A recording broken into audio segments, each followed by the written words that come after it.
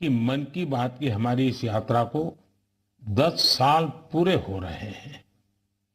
10 साल पहले मन की बात का प्रारंभ 3 अक्टूबर को विजयादशमी के दिन हुआ था। और ये कितना पवित्र संयोग है कि इस साल 3 अक्टूबर को जब मन की बात के 10 वर्ष पूरे होंगे, तब नवरात्रि का पहला दिन होगा। मन की बात की इस लंबी यात्रा के कई ऐसे पड़ाव हैं जिन्हें मैं कभी भूल नहीं सकता।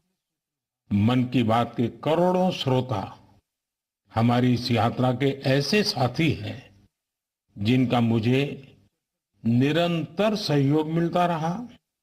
देश के कोने कोने से उन्होंने जानकारियां उपलब्ध कराई। मन की बात के श्रोता ही इस कार्यक्रम के असली सूत्रधार हैं।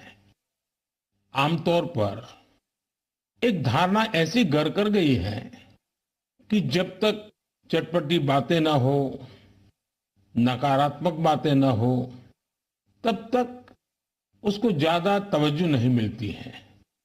लेकिन मन की बात ने साबित किया है कि देश के लोगों में पॉजिटिव जानकारी की कितनी भूख है। पॉजिटिव बातें, प्रेरणा से भर देने वाले उदाहरण, हौसला देने वाली गाथाएं लोगों को बहुत पसंद आती हैं। जैसे एक पक्षी होता है चकोर, जिसके बारे में कहा जाता है कि वो सिर्फ वर्षा की बूंद ही पीता है। मन की बात में हमने देखा कि लोग भी चकोर पक्षी की तरह देश की उपलब्धियों को, लोगों की सामूहिक उपलब्धियों को कितने गर्व से सुनते हैं। मन की बात की 10 वर्ष की यात्रा ने एक ऐसी माला तैयार की है जिसमें हर एपिसोड के साथ नई गाथाएं, नए कीर्तिमान, नए व्यक्तित्व जुड़ जाते हैं। हमारे समाज में सामूहिकता की भावना के साथ जो भी काम हो रहा हो, उन्हें मन की बात के द्वारा सम्मान मिलता है। मेरा मन भी तभी गर्व से भर जाता है जब मैं मन की बात के लिए आई चिट्ठियों को पढ़ता हूं। हमारे देश में कितने प्रतिभावान लोग हैं, उनमें देश और समाज की सेवा करने का कितना जज्बा है। वो लोगों की निस्वार्थ भाव से सेवा करने में अपना पूरा जीवन समर्पित कर देते हैं। उनके बारे में जानकर मैं ऊर्जा से भर जाता हूं। मन की बात की ये पूरी प्रक्रिया मेरे लिए ऐसी है जैसे मंदिर जाकर के ईश्वर के दर्शन करना। मन की बात की हर बात को, हर घटना को, हर चिट्ठी को मैं याद करता हूं, ऐसा लगता है कि मैं जनता जनार्दन, जो मेरे लिए ईश्वर का रूप है, मैं उनका दर्शन कर रहा हूं। साथियों, मैं आज दूरदर्शन, प्रसार भारती और ऑल इंडिया रेडियो से जुड़े सभी लोगों की भी सराहना करूंगा। उनके अथक प्रयासों से मन की बात इस महत्वपूर्ण पड़ाव तक पहुंचा है। मैं विभिन्न टीवी चैनल्स को, रीजनल टीवी चैनल्स का भी आभारी हूं जिन्होंने लगातार इसे दिखाया है। मन की बात के द्वारा हमने जिन मुद्दों को उठाया, उन्हें लेकर कई मीडिया हाउसेज ने मुहिम भी चलाई। मैं प्रिंट मीडिया को भी धन्यवाद देता हूं कि उन्होंने इसे घर घर तक पहुंचाया। मैं उन यूट्यूबर्स को भी धन्यवाद दूंगा जिन्होंने मन की बात पर अनेक कार्यक्रम किए। इस कार्यक्रम को देश की 22 भाषाओं के साथ 12 विदेशी भाषाओं में भी सुना जा सकता है। मुझे अच्छा लगता है जब लोग ये कहते हैं कि उन्होंने मन की बात कार्यक्रम को अपनी स्थानीय भाषा में सुना। आप में से बहुत से लोगों को ये पता होगा कि मन की बात कार्यक्रम पर आधारित एक क्विज कंपटीशन भी चल रहा है, जिसमें कोई भी व्यक्ति हिस्सा ले सकता है। mygov.in पर जाकर आप इस कंपटीशन में हिस्सा ले सकते हैं और इनाम भी जीत सकते हैं। आज इस महत्वपूर्ण पड़ाव पर मैं एक बार फिर आप सबसे आशीर्वाद मांगता हूं। पवित्र मन और पूर्ण समर्पण भाव से मैं इसी तरह भारत के लोगों की महानता के गीत गाता रहूं। देश की सामूहिक शक्ति को हम सब इसी तरह सेलिब्रेट करते रहें। यही मेरी ईश्वर से प्रार्थना है, जनता जनार्दन से प्रार्थना है। मेरे प्यारे देशवासियों, पिछले कुछ सप्ताह से देश के अलग अलग हिस्सों में जबरदस्त बारिश हो रही है। बारिश का ये मौसम हमें याद दिलाता है कि जल संरक्षण कितना जरूरी है, पानी बचाना कितना जरूरी है। बारिश के दिनों में बचाया गया पानी जल संकट के महीनों में बहुत मदद करता है और यही कैच द रेन जैसे अभियानों की भावना है। मुझे खुशी है कि पानी के संरक्षण को लेकर कई लोग नई पहल कर रहे हैं। ऐसा ही एक प्रयास उत्तर प्रदेश के झांसी में देखने को मिला है। आप जानते ही हैं कि झांसी बुंदेलखंड में है, जिसकी पहचान पानी की किल्लत से जुड़ी हुई है। यहां झांसी में कुछ महिलाओं ने गुरारी नदी को नया जीवन दिया है। ये महिलाएं सेल्फ हेल्प ग्रुप से जुड़ी हैं और उन्होंने जल सहेली बनकर इस अभियान का नेतृत्व किया है। इन महिलाओं ने मृतप्राय हो चुकी गुरारी नदी को जिस तरह से बचाया है, उसकी किसी ने कल्पना भी नहीं की होगी। इन जल सहेलियों ने बोरियों में बालू भरकर चेकडैम तैयार किया, बारिश का पानी बर्बाद होने से रोका और नदी को पानी से लबालब कर दिया। इन महिलाओं ने सैकड़ों जलाशयों के निर्माण और उनके रिवाइवल में भी बढ़ चढ़कर हाथ बटाया है।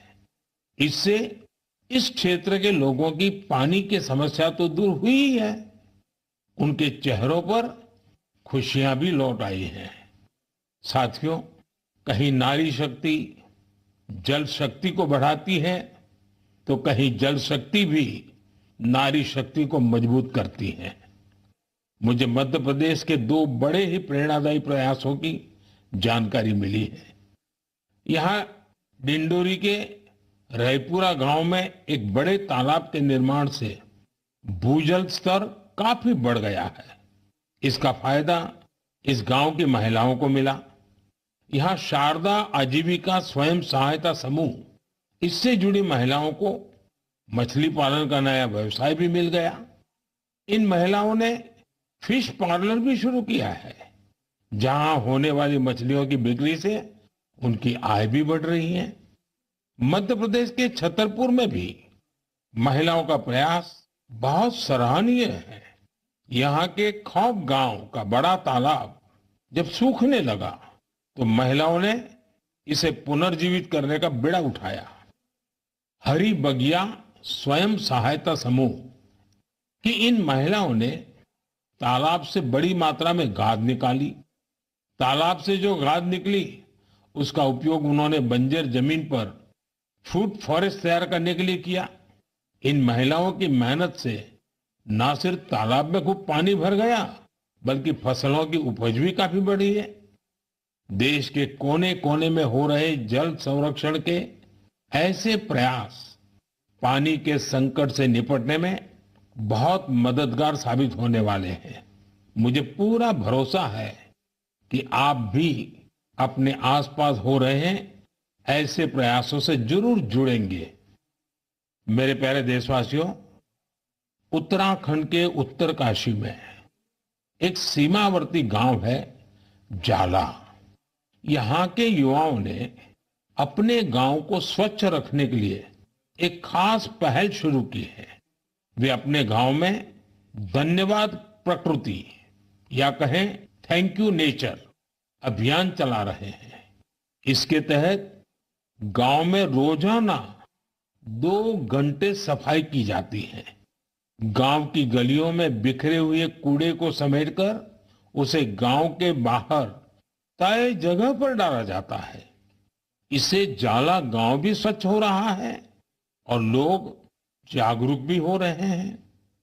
आप सोचिए, अगर ऐसे ही हर गांव, हर गली, हर मोहल्ला अपने यहाँ ऐसा ही थैंक यू अभियान शुरू कर दें तो कितना बड़ा परिवर्तन आ सकता है। साथियों, स्वच्छता को लेकर पुडुचेरी के समुद्र तट पर भी जबरदस्त मुहिम चलाई जा रही है। यहाँ रम्या जी नाम की महिला माहे म्युनिसिपैलिटी और इसके आसपास के क्षेत्र के युवाओं की एक टीम का नेतृत्व कर रही है। इस टीम के लोग अपने प्रयासों से माहे एरिया और खासकर वहां के बीचेस को पूरी तरह साफ सुथरा बना रहे हैं। साथियों, मैंने यहां सिर्फ 2 प्रयासों की चर्चा की है, लेकिन हम आसपास देखें तो पाएंगे कि देश के हर किस हिस्से में स्वच्छता को लेकर कोई न कोई अनोखा प्रयास जरूर चल रहा है। कुछ ही दिन बाद आने वाले 2 अक्टूबर को स्वच्छ भारत मिशन के 10 साल पूरे हो रहे हैं।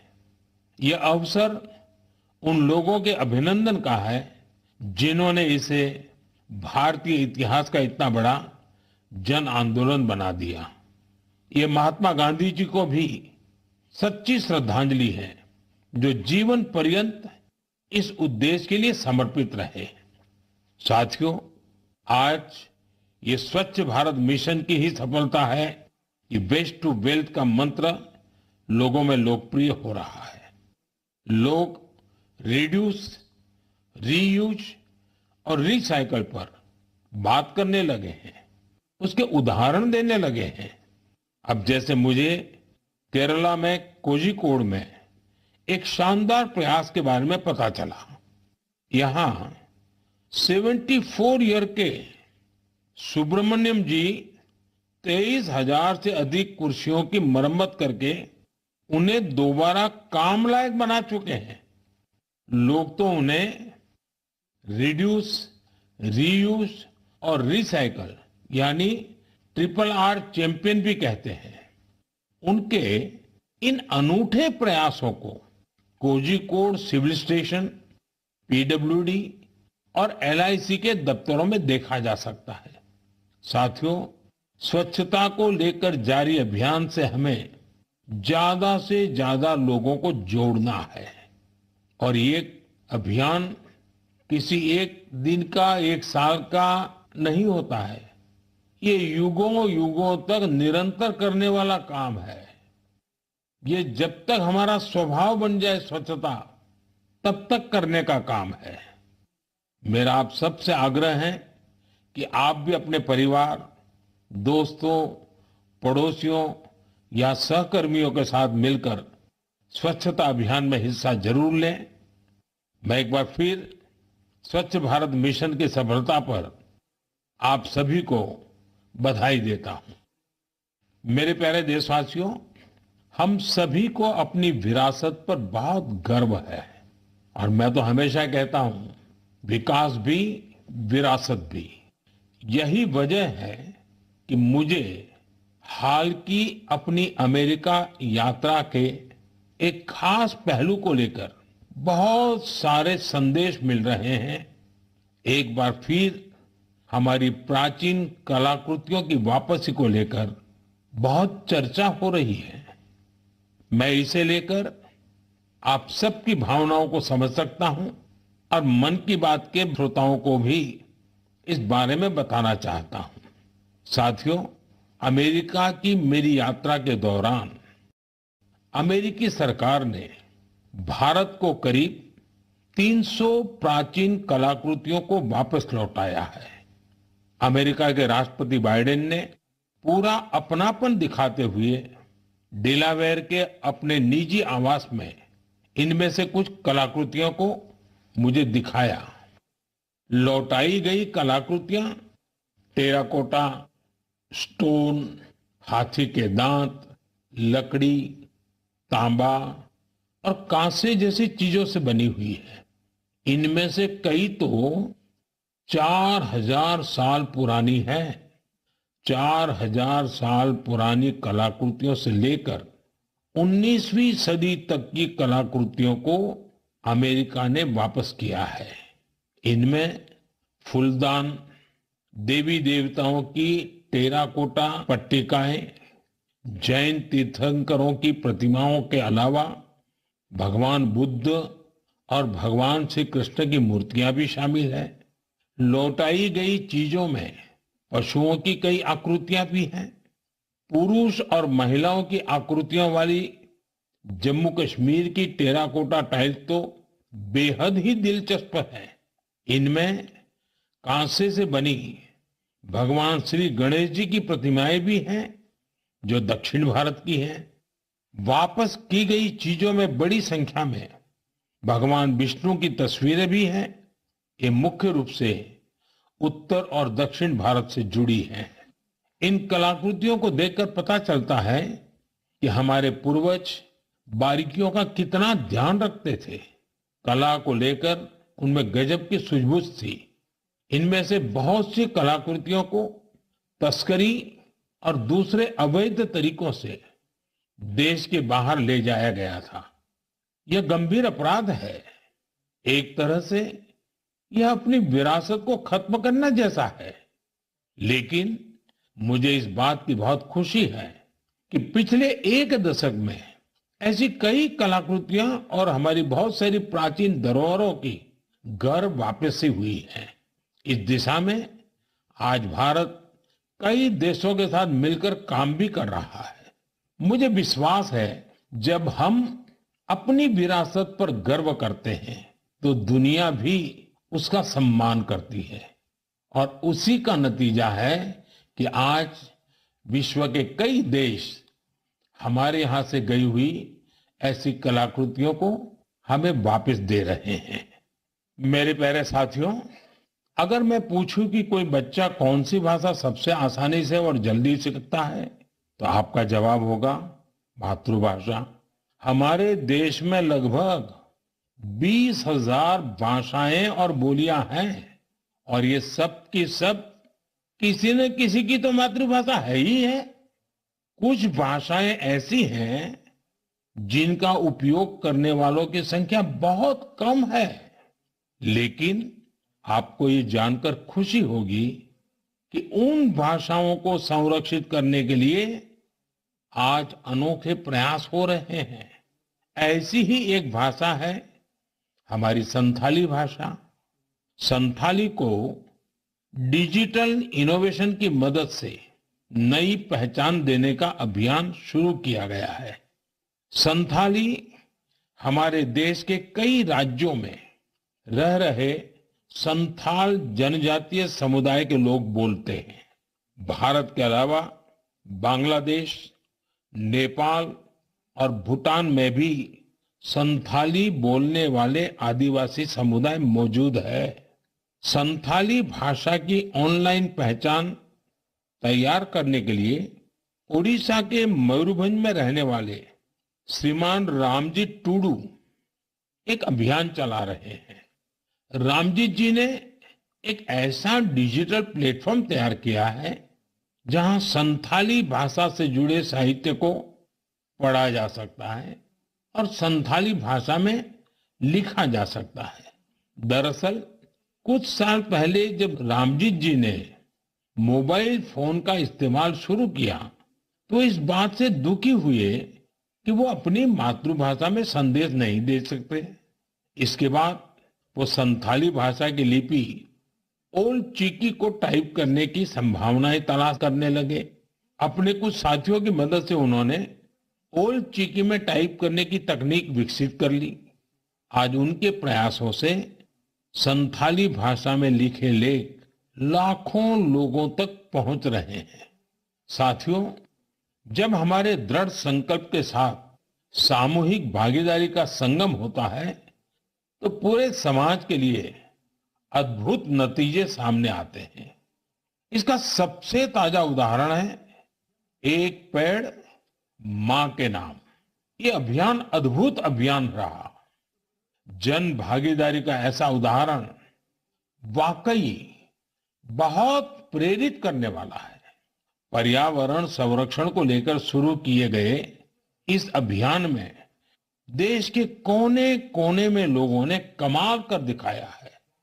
उत्तर प्रदेश, गुजरात, मध्य प्रदेश, राजस्थान और तेलंगाना ने लक्ष्य से अधिक संख्या में पौधारोपण कर नया रिकॉर्ड बनाया है। इस अभियान के तहत उत्तर प्रदेश में 26 करोड़ से ज्यादा पौधे लगाए गए।